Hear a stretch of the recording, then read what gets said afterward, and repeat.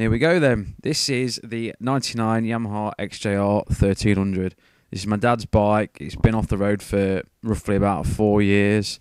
It's kind of a big day because I'm actually going to give it a review and ride it.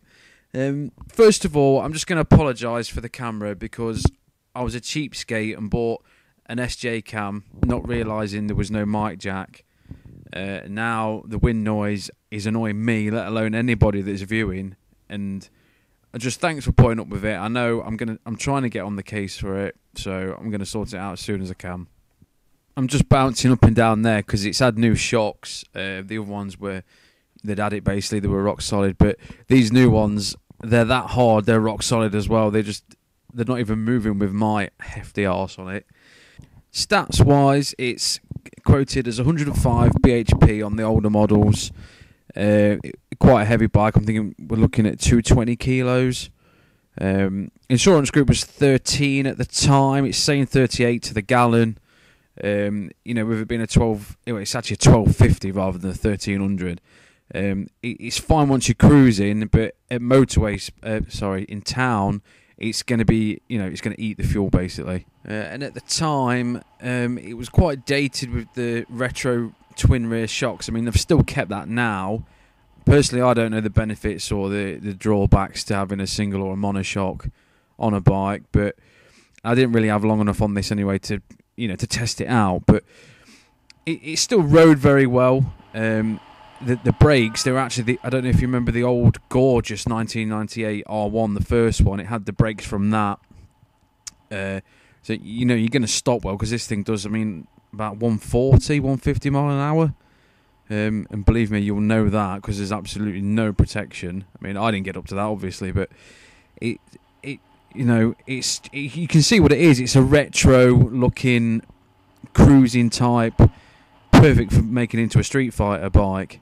I wouldn't recommend it for commuting or at least any bad weather riding because when there was original, it was a very polished chrome exhaust, and that is just going to deteriorate rapidly if you're riding it in bad weather. Better part of it though is it's made for longer journeys. Carrying a pillion, the pillion seat on it is massive with a grab rail. My dad got this when I was a teenager, and I went with him when we went to pick it up. I'm probably going to be a little bit biased with this review because it's so nostalgic for me, and I got to ride it. But I did hundreds of miles on the back of this, and we're not small lads, and you just didn't. It didn't matter at all. One thing about this is it's got 5 gears rather than 6. I don't know if they changed it later on, but it was definitely on the early models. It was a 5-speed, and I think that kind of added to the comfort of it. They've got a bit of a reputation of men or women of a certain age buying these. No offence to anybody if you've got one, but I think that was kind of a comfort thing in that he was in fifth. You can go from a 30 and you just wind the throttle on and you go all the way up to 70 and just not even worry about it. You're not going up and down the gears all the time, so it's kind of a lazy way of riding, and it's not very revvy. But it don't need to be because you're on a 1250cc bike and it's just there. Any type of power that you've got, it's just there. Handling wise, the forks on it, they are adjustable. I think it's just the preload that's adjustable on them. They needed adjusted on this because it was running a bit wide. That was just on the the adjustment they had on this bike. I think if you're brave enough, you can really get some lean angle. It's got a really wide rear tyre, so there's plenty of room for leaning on it. And I think a couple of times when I was a kid, me and my dad, we did actually catch the centre stand with that going that low. It may have just been that the bike was that low with both of us sat on it, but you never know. The second-hand market for this bike, I think you've got quite a lot of choice. Personally, I'd probably go for the SP model, which had the Öhlins suspension, a bit better paint. I think there was something better about the brakes as well. I think they stopped doing that in 2004, 2006. But even for a half decent one, and you're talking a 10-year-old plus bike, you're still paying $2,500. And I know there's a lot of engine and power for that, and you are getting a lot of bike for your money. But just be sure that you're getting the right one. Have a look at those downpipes. Are they pitted? Is it had a new rear shocks? Is it gonna need them? From experience, if they've got the black engine, check the paint. You know, it doesn't matter if it's been repainted, but over the time and over the years, you'll get probably road salt or just, you know, general wear and tear. It will get underneath that paint. You'll get that horrible white flakiness that you get on a lot of bikes that are so exposed. And this obviously has got the air-cooled engine, which has got the fins, and that's why you get that flaking there. Another thing I'm going to add, this one's a carb model.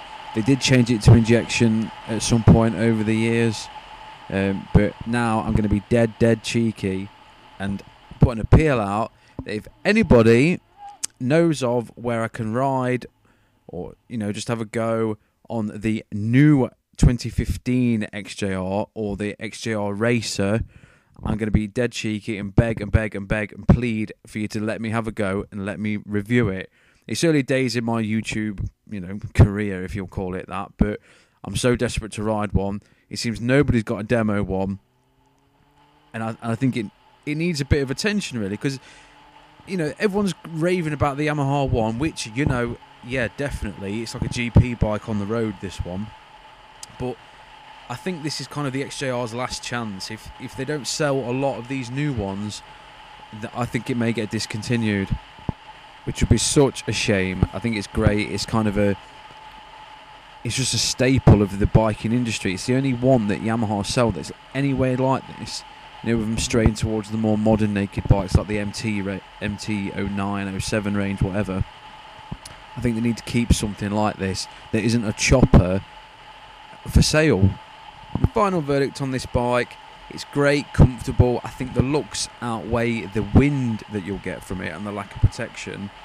There's so many parts. You can completely dismantle this and customise it again, which is the part of owning a bike that I love. And, you know, it's great. There's more than enough power. You're not going to be in trouble because, you know, you're down on power. The handling's great. You've got excellent brakes, like I said, from the old R1. It's just a brilliant all-rounder. The only thing that might bother people, like I've just said, is the wind. It was really strong on my shoulders on this, but at least give one a chance and give it a go. Have a go on a private sale one or something. It's definitely worth considering at some point, you know, during your riding life. So I'm going to give it 8 out of 10 because this model that I rode, it's kind of lacking in the technology a little bit, but it's awesome. It's awesome. There's loads of power. You know, not that that's everything, but it certainly helps. Yeah, just give it a go. So one final appeal, like I say, if you know of anyone or anywhere you can help me get on the 2015 model, just get in touch with me and we'll try and sort something out. It'd be greatly appreciated. Yeah, that's it. Thanks for watching. I hope you're liking what I'm doing still. If you like it, click subscribe or a like. And hopefully I'll be able to get some more test ride reviews and sort this terrible camera noise out for you. Thank you.